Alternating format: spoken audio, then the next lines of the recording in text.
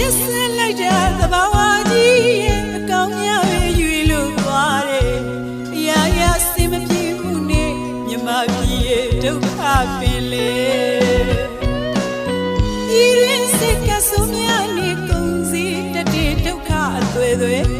ခိုးလုံးစရာမင်းကြီးလန်းစံစားဘဝများရဲ့ဆူတောင်းမိရဲ့ကဆိုးများရဲ့ကင်းဝေးစီတာကွယ်